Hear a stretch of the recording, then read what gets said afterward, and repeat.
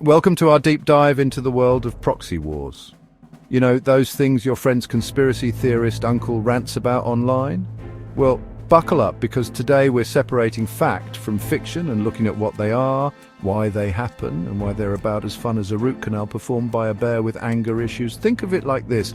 Proxy wars are like that friend who instigates a fight between two other people but then stands back and watches the carnage unfold while sipping a mojito. Except in this scenario, the mojito is geopolitical influence and the fight is a bloody decades-long conflict. Fun times, right? Today we're going to peel back the layers of these hidden battles, expose the players pulling the strings, and examine the devastating consequences for everyone caught in the crossfire. So, grab your metaphorical hazmat suits because things are about to get messy.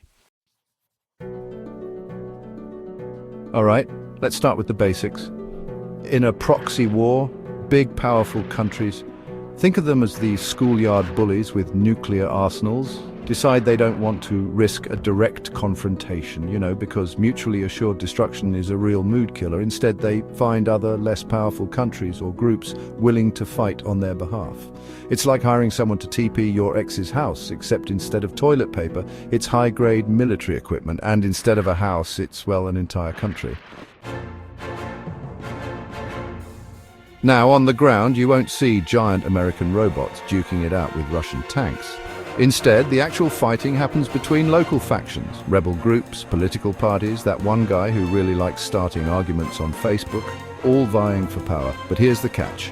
Each side has a powerful patron saint of destruction backing them up. These global players use their local proxies to wage war by proxy, providing them with the means to fight without ever getting their hands dirty. Think of it as international warfare by way of incredibly violent puppet shows. Now, you might be wondering, what kind of support are we talking about here? Well, imagine getting a care package from your grandma. Except instead of cookies and knitted sweaters, it's surface-to-air missiles, millions of dollars in unmarked bills, and a crash course in guerrilla warfare. That's right, these powerful nations shower their proxies with weapons, money, training, and enough propaganda to make a politician blush. It's like a really messed up episode of Extreme Makeover Militia Edition. Now, don't think for a second that these proxy wars are just isolated incidents. Oh no, they're all part of a much larger, much more terrifying game of global risk being played by superpowers with itchy trigger fingers and a tenuous grasp on reality. These wars become pawns in a global struggle for dominance, with each side vying for influence, resources, and the ever-elusive title of biggest kid on the geopolitical block. It's enough to make you wish you'd paid more attention in history class, isn't it? Remember that friend who always seems to have some never-ending drama in their life? Well, proxy wars are kind of like that friend, except instead of passive-aggressive Facebook posts, it's, actual fighting and bloodshed. Because each side has a seemingly endless supply of external support, these conflicts can drag on for years, even decades, with no clear winner in sight. It's like a really depressing game of tug-of-war, except the rope is made of human lives and the prize is a smoldering pile of rubble. Now let's talk about the real victims in all of this, civilians. While the big guys are busy playing their geopolitical chess game, it's the innocent people caught in the crossfire who pay the ultimate price. They lose their homes, their families, their lives, all in the name of a conflict they didn't ask for and want no part in. It's a tragic reminder that while wars may be fought with bullets and bombs, the deepest wounds are often inflicted on the human soul. Imagine trying to build a house on a foundation of quicksand. That's kind of what it's like trying to establish a stable government in the wake of a proxy war.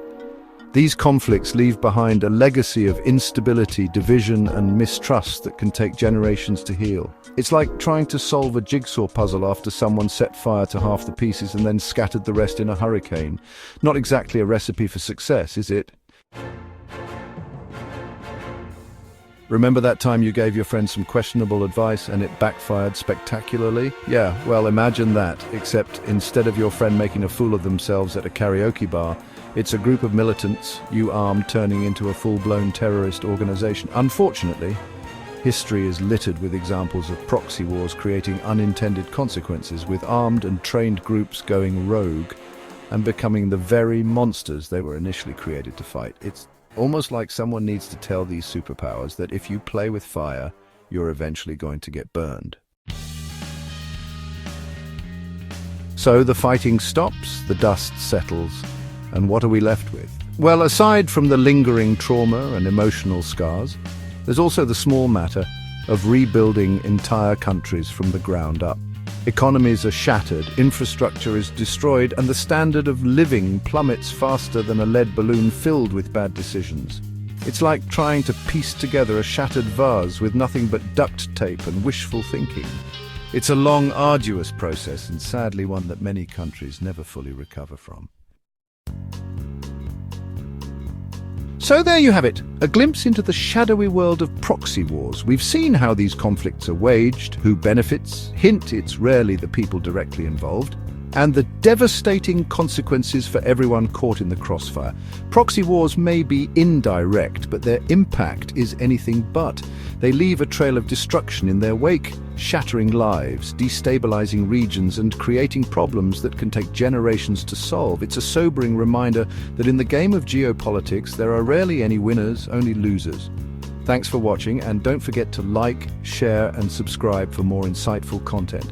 And hey, maybe next time your friend's conspiracy theorist uncle starts ranting about proxy wars, you can drop some actual knowledge on them, for a change.